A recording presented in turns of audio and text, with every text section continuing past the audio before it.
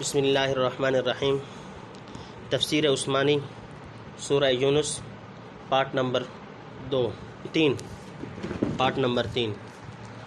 وَهُمْ لَا يُظْلَمُونَ، اور ان پر ظلم نہیں کرتا۔ نمبر 1 وَيَقُولُونَ مَتَىٰ هَٰذَا الْوَعْدُ إِن كُنتُمْ صَادِقِينَ، اور کہتے ہیں کب ہے یہ وعدہ اگر تم سچے ہو۔ نمبر 2 قُل لَّا أَمْلِكُ لِنَفْسِي ضَرًّا وَلَا نَفْعًا إِلَّا مَا شَاءَ اللَّهُ، تو کہے کہ میں مالک نہیں اپنے واسطے برے کا نہ بھلے کا مگر جو چاہے اللہ۔ لِكُلِّ أُمَّةٍ أَجَلٌ، ہر فرقے کا ایک وعدہ ہے۔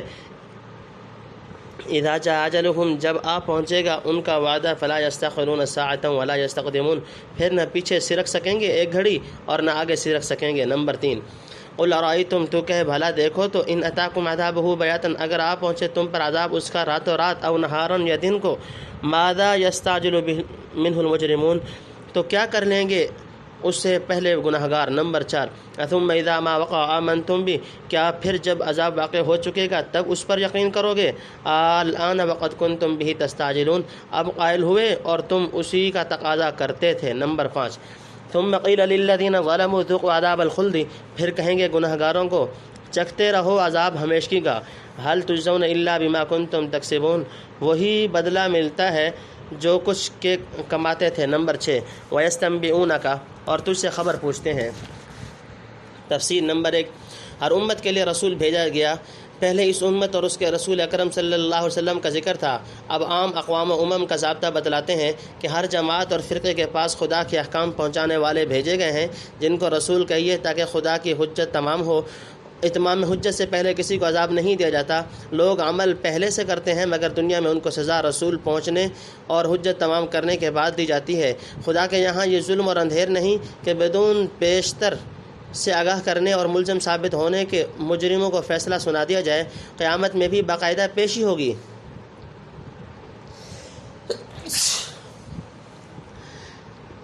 فرد جرم لگائیں گے، گواہ پیش ہوں گے، ہر قوم کے ساتھ ان کے پیغمبر موجود ہوں گے، ان کے بیانات وغیرہ کے بعد نہایت انصاف سے فیصلہ ہوگا۔ وَأَشْرَقَتِ الْأَرْضُ بِنُورِ رَبِّهَا وَوُضِعَ الْكِتَابُ وَجِيءَ بِالنَّبِيِّينَ وَالشُّهَدَاءِ وَقُضِيَ بَيْنَهُم بِالْحَقِّ وَهُمْ لَا يُظْلَمُونَ، سورۃ الزمر رکوع نمبر 7۔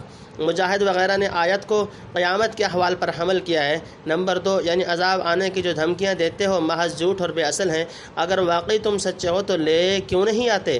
آخر یہ وعدہ کب پورا ہوگا؟ نمبر 3 یعنی عذاب وغیرہ بھیجنا خدا کا کام ہے، میرے قبضہ اور اختیار میں نہیں ہے۔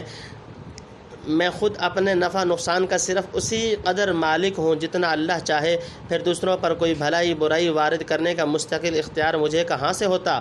ہر قوم کی ایک مدت اور میعاد خدا کے علم میں مقرر ہے، جب میعاد پوری ہو کر اس کا وقت پہنچے گا ایک سیکنڈ کا تخلف نہ ہو سکے گا۔ غرض عذاب کے لیے جلدی مچانے سے کچھ فائدہ نہیں، خدا کے علم میں جو وقت طے شدہ ہے اس سے 1 منٹ آگے پیچھے نہیں سرک سکتے۔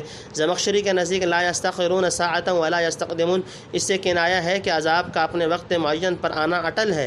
کنایا میں حقیقت تقدم و تاخر کا نفیاً یا اثباتاً اعتبار نہیں۔ فتنبہ لہو۔ نمبر 4 کفار کا مطالبہ عذاب احمقانہ ہے، یعنی رات کو سوتے ہوئے یا دن میں جب تم دنیا کے دھندوں میں مشغول ہو، اگر اچانک خدا کا عذاب آ دبائے تو مجرم جلدی کر کے کیا بچاؤ کر سکیں گے؟ جب بچاؤ نہیں کر سکتے پھر وقت پوچھنے سے کیا فائدہ؟ مترجم رحمۃ اللہ علیہ نے ماذا یستعجل منہ المجرمون کا یہ ترجمہ حضرت شاہ صاحب رحمۃ اللہ علیہ کے مذاق کے موافق کیا ہے۔ عموماً مفسرین نے یہ مطلب لیا ہے کہ عذاب الہی کے آنے میں کون سی ایسی خوشی اور مزے کی بات ہے جس کی وجہ سے مجرمین جلدی طلب کر رہے ہیں، یا یہ کہ تعجب کا مقام ہے کہ مجرمین کیسی سخت خوفناک چیز کے لیے جلدی مچا رہے ہیں، حالانکہ ایک مجرم کے لائق تو یہ تھا کہ وہ آنے والی سزا کے تصور سے کانپ اٹھتا اور ڈر کے مارے ہلاک ہو جاتا۔ البحر المحیط۔ نمبر 5 مطالبہ عذاب کی وجہ یعنی عذاب کے لیے جلدی کرنا اس بنا پر ہے کہ انہیں اس کے آنے کا یقین نہیں۔ اس وقت یقین ہوتا تو فائدہ ہو سکتا تھا کہ بچنے کی کوشش کرتے، عذاب آ چکنے کے بعد یقین آیا تو کیا فائدہ ہوگا؟ اس وقت خدا کی طرف سے کہہ دیا جائے گا کہ اچھا اب قائل ہوتے ہو اور پہلے سے جھٹلاتے رہے، کیونکہ تقاضا کرنا بھی جھٹلانے اور مذاق اڑانے کی نیت سے تھا۔ اس وقت اقرار کرنے سے کچھ نفع نہیں۔ فلما رأوا بأسنا قالوا آمنا بالله وحده وكفرنا بما كنا به مشركين فلم يكن ينفعهم إيمانهم لما رأوا بأسنا سنة الله التي قد خلت في عبادي وخسر هنالك الكافرون، سورہ مومن رکوع نمبر 9۔ نمبر 6 جو کفر و شرک اور تکذیب کرتے رہے تھے اب ہمیشہ اس کا مزہ چکھتے رہو، یہ قیامت میں کہا جائے گا۔ للمؤمنین احق ہو، کیا سچ ہے یہ بات؟ قل ای وربی انہ الحق، تو کہے البتہ قسم میرے رب کی یہ سچ ہے، وما انتم بمعجزین، اور تم تھکا نہ سکو گے۔ نمبر 1 ولو ان لکل نفس ظلمت ما فی الارض لافتدت بھی، اور اگر ہو ہر شخص گناہگار کے پاس جتنا کچھ ہے زمین میں البتہ دے ڈالے اپنے بدلے میں۔ نمبر 2 واسروا الندامۃ لما رأوا العذاب، اور چھپے چھپے پچھتائیں گے جب دیکھیں گے عذاب۔ وقضی بینہم بالقسط وہم لا یظلمون، اور ان میں فیصلہ ہوگا انصاف سے اور ان پر ظلم نہ ہوگا۔ نمبر 3 الا ان للہ ما فی السماوات والارض، سن رکھو اللہ کا ہے جو کچھ ہے آسمان اور زمین میں۔ الا ان وعد اللہ حق، سن رکھو کہ وعدہ اللہ کا سچ ہے۔ نمبر 4 ولکن اکثرهم لا یعلمون، پر بہت لوگ نہیں جانتے۔ نمبر 5 هو یحیی و یمیت، وہی جلاتا اور مارتا ہے، والیہ ترجعون، اور اسی کی طرف پھر جاؤ گے۔ نمبر 6 یا ایھا الناس قد جاءتکم موعظۃ من ربکم، اے لوگو تمہارے پاس آئی ہے نصیحت تمہارے رب سے، وشفاء لما فی الصدور، اور شفا دلوں کے روگ کی، وہدی و رحمت، اور ہدایت اور رحمت۔ تفسیر نمبر 1 حیات بعد الممات یقینی ہے، یعنی غفلت کے نشے میں چور ہو کر تعجب سے پوچھتے ہیں کہ کیا یہ سچ ہے کہ ہم موت کے بعد دوبارہ زندہ کیے جائیں گے اور دائمی عذاب کا مزہ چکھیں گے؟ کیا واقعی ریزہ ریزہ ہو کر اور خاک میں مل کر پھر از سر نو ہم کو موجود کیا جائے گا؟ آپ صلی اللہ علیہ وسلم فرما دیجئے کہ تعجب کی کیا بات ہے، یہ چیز تو یقیناً ہونے والی ہے۔ تمہاری مٹی میں مل جانا اور پارا پارا ہو جانا خدا کو اس سے عاجز نہیں کر سکتا کہ پہلے کی طرح تمہیں دوبارہ پیدا کرے اور شرارتوں کا مزہ چکھائے۔ ممکن نہیں کہ اس کے قبضہ سے نکل بھاگو اور فرار ہو کر معاذ اللہ اسے عاجز کر سکو۔ تنبیہ، اس آیت کے مشابہ 2 آیتیں قرآن کریم میں ہیں۔ ایک سورہ سبا میں وقال الذین کفروا لا تأتینا الساعة قل بلی وربی لتأتینکم، دوسری تغابن میں زعم الذین کفروا ان لن یبعثوا قل بلی وربی لتبعثن ثم لتنبؤن بما عملتم وذلک علی اللہ یسیر۔ یہ دونوں قیامت اور معاد کے متعلق ہیں۔ انہی کے مناسبت سے حافظ ابن کثیر نے آیت حاضرہ کو معاد کے متعلق رکھا ہے۔ نمبر 2 یعنی اگر روئے زمین کے خزانے فرض کرو کہ اس کے قبضے میں ہوں تو کوشش کرے کہ یہ سب دے کر خدا کے عذاب سے اپنے کو بچا لے۔ نمبر 3 آخرت میں کفار کا پچھتاوا، دل میں اپنی حرکتوں پر پشیمان ہو گے اور چاہیں گے لوگوں پر پشیمانی کا اظہار نہ ہو، مگر تابکہ کچھ دیر آثار ندامت ظاہر نہ ہونے دیں گے، آخر بے اختیار ظاہر ہو کر رہیں گے۔ اس وقت کہیں گے یا حسرتا علی ما فرطت فی جنب اللہ، اور یا ویلنا قد کنا فی غفلۃ من ھذا۔ نمبر 4 یعنی سارے جہان میں حکومت صرف اللہ کے انصاف ہو کر رہے گا، کوئی مجرم نہ کہیں بھاگ سکتا ہے نہ رشوت دے کر کہیں چھوٹ سکتا ہے۔ نمبر 5 یعنی سوء استعداد، بدفہمی اور غفلت سے اکثر لوگ ان حقائق کو نہیں سمجھتے، اس لیے جو زبان پر آئے بک دیتے ہیں اور جو جی میں آئے کرتے ہیں۔ نمبر 6 جلانا اور مارنا جب اسی کا فعل ہے تو دوبارہ زندہ کرنا کیا مشکل ہے۔ للمؤمنین، مسلمانوں کے واسطے۔ نمبر 1 قل بفضل اللہ وبرحمتہ فبذلک فلیفرحوا، کہ اللہ کے فضل سے اور اس کی مہربانی سے اسی پر ان کو خوش ہونا چاہیے۔ نمبر 2 وخیر مما یجمعون، یہ بہتر ہے ان چیزوں سے جو جمع کرتے ہیں۔ نمبر 3 قل ارأیتم ما انزل اللہ لکم من رزق، تو کہ بھلا دیکھو تو اللہ نے جو اتاری ہے تمہارے واسطے روزی، فجعلتم منہ حراما وحلالا، پھر تم نے ٹھہرائی اس میں کوئی حرام اور کوئی حلال۔ قل اللہ اذن لکم، کہ کیا اللہ نے حکم دیا تم کو؟ ام علی اللہ تفترون، یا اللہ پر افترا کرتے ہو۔ نمبر 4 وما ظن الذین یفترون علی اللہ الکذب یوم القیامہ، اور کیا خیال ہے کہ جھوٹ باندھنے والوں کا اللہ پر قیامت کے دن۔ نمبر 5 ان اللہ لذو فضل علی الناس ولکن اکثرهم لا یشکرون، اللہ تو فضل کرتا ہے لوگوں پر اور لیکن بہت لوگ حق نہیں مانتے۔ نمبر 6 وما تکون فی شأن وما تتلو منہ من قرآن ولا تعملون من عمل الا كنا علیکم، اور نہیں ہوتا کسی حال میں اور نہ پڑھتا ہے اس میں سے جو کچھ قرآن، اور نہیں کرتے ہو تم لوگ کچھ کام کہ ہم نہیں ہوتے۔ تفسیر نمبر 1 قرآن کریم کی بعض اہم صفات، یہ سب صفات قرآن کریم کی ہیں۔ قرآن اول سے آخر تک نصیحت سے ہے جو لوگوں کو مہلک اور مضر باتوں سے روکتا ہے، دل کی بیماریوں کے لیے نسخہ شفا ہے، وصول اللہ اور رضائے خداوندی کا راستہ بتاتا ہے، اور اپنے ماننے والوں کو دنیا اور آخرت میں رحمت الہیہ کا مستحق ٹھہراتا ہے۔ بعض محققین کے نزدیک اس آیت میں نفس انسانی کے مراتب کمال کی طرف اشارہ ہے، یعنی جو شخص قرآن کریم سے تمسک کرے ان تمام مراتب پر فائز ہو سکتا ہے۔ نمبر 1 اپنے ظاہر کو نالائق افعال سے پاک کرنا، لفظ موعظت میں اس کی طرف اشارہ ہے۔ نمبر 2 باطن کو عقائد فاسدہ اور ملکات ردیہ سے خالی کرنا جو شفاء لما فی الصدور سے مفہوم ہوتا ہے۔ نمبر 3 نفس کو عقائد حقہ اور اخلاق فاضلہ سے آراستہ کرنا جس کے لیے لفظ ہدا زیادہ مناسب ہے۔ نمبر 4 ظاہر و باطن کی درستی کے بعد انوار رحمت الہیہ کا نفس پر فائز ہونا جو لفظ رحمت کا مدلول ہے۔ امام فخر الدین رازی رحمۃ اللہ علیہ نے جو تقریر کی ہے اس میں ان 4 لفظوں سے شریعت، طریقت، حقیقت اور نبوت و خلافت کی طرف الگ ترتیب اشارہ کیا ہے۔ یہاں اس کی تفصیل کا موقع نہیں اور نہ اس قسم کے مضامین خالص تفسیر کی مد میں آ سکتے ہیں۔ نمبر 2 اللہ کی نعمت پر خوش ہونا۔ فرح یعنی خوش ہونا محمود بھی ہے اور مذموم بھی۔ کسی نعمت پر اس حیثیت سے خوش ہونا کہ اللہ کے فضل و رحمت سے ملی محمود ہے، جیسے یہاں فرمایا فَبِذَلِكَ فَلْيَفْرَحُوا، اور حطام دنیا پر خوش ہونا اور اکڑنا خصوصاً یہ خیال کر کے کہ ہم کو اپنی لیاقت سے حاصل ہوئی سخت مذموم ہے۔ قارون اپنے مال و دولت کی نسبت کہتا تھا انما اوتیتہ علی علم عندی، اس کو فرمایا لا تفرح ان اللہ لا يحب الفرحین وابتغ فیما آتاک اللہ الدار الآخرة ولا تنس نصیبک من الدنیا الی آخرہ۔ نمبر 3 یعنی اصلی چیز خدا کا فضل اور رحمت ہے، انسان کو اسی کی تلاش کرنی چاہیے، مال و دولت، جاہ و حشم سب اس کے مقابلے میں ہیچ ہیں۔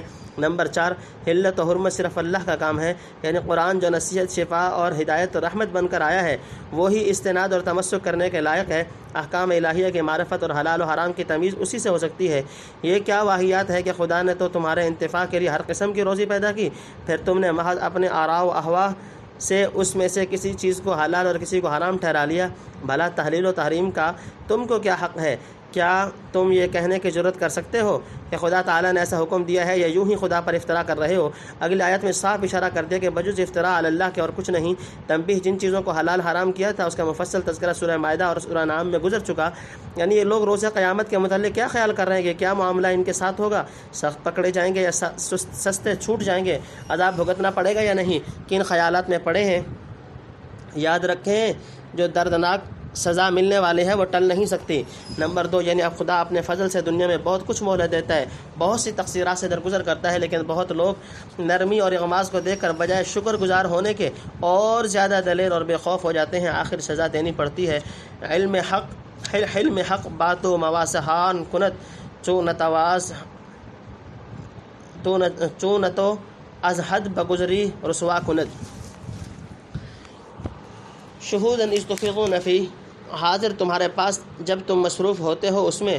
وما یعزب عن ربک من مثقال ذرۃ، اور غائب نہیں رہتا تیرے رب سے ایک ذرہ بھر، فی الارض زمین میں، ولا فی السماء اور نہ آسمان میں، ولا اصغر من ذلک اور نہ جھوٹا اس سے، ولا اکبر اور نہ بڑا، الا فی کتاب مبین جو نہیں ہے کھلی ہوئی کتاب میں۔ نمبر 1 الا ان اولیاء اللہ لا خوف علیہم ولا هم یحزنون، یاد رکھو جو لوگ اللہ کے دوست ہیں نہ ڈر ہے ان پر اور نہ وہ غمگین ہوں گے۔ نمبر 2 الذین آمنوا وکانوا یتقون، جو لوگ کے ایمان لائے اور ڈرتے رہے۔ نمبر 3 لہم البشریٰ فی الحیات الدنیا، ان کے لیے خوشخبری ہے دنیا کی زندگانی میں۔ تفسیر نمبر 1 اللہ کو ہر ذرہ کا علم ہے۔ پہلے قرآن کریم کے اوصاف بیان کیے تھے کہ وہ سراپا نور و ہدایت، شفائے قلوب، نعمت عظمیٰ اور رحمت کبریٰ ہے۔ پھر اشارہ کیا کہ ہدایت و بصیرت کی ایسی صاف روشنی کو چھوڑ کر لوگ اپنے اوہام و خیالات کے اندھیرے میں بھٹکتے پھرتے ہیں اور خدا پر افطرا کر کے اس کے فضل و انعام کی ناقدری کرتے ہیں۔ اس آیت میں متنبہ کیا کہ لوگ کس حال میں ہیں اور پیغمبر علیہ السلام کی کیا شان ہے۔ آپ شب و روز مالک حقیقی کی وفاداری اور ہمدردی خلائق کی جن شؤون عظیمہ کے مظہر بنتے ہیں، خصوصاً آپ کی جو امتیازی شان قرآن کریم پڑھنے پڑھانے کے وقت ظاہر ہوتی ہے، یعنی قرآن کے ذریعے سے جو جہاد آپ کر رہے ہیں وہ سب خدا کے حضور میں ہے، اور لوگ جو کچھ اچھا یا برا معاملہ کرتے ہیں وہ سب بھی خدا کے نظر کے سامنے ہے۔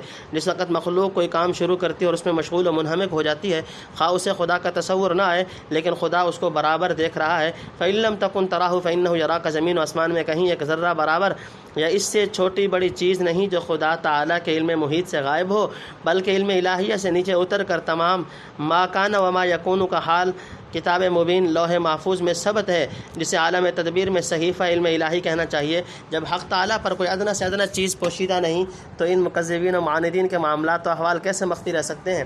پھر روز جزا کی کارروائی کے متعلق یہ خیال کر رہے ہیں وہ خوب سمجھ لیں کہ ان کی ہر چھوٹی بڑی حرکت خدا کے سامنے ہے، وہاں کوئی خیانت اور چوری نہیں چل سکے گی، اور آمر کی سزا مل کر رہے گی، اور جس طرح دشمنوں کے معاملات اس کے سامنے ہیں، ان کے بالمقابل دوستوں کا ذرہ ذرہ حال بھی اس کے علم میں ہے۔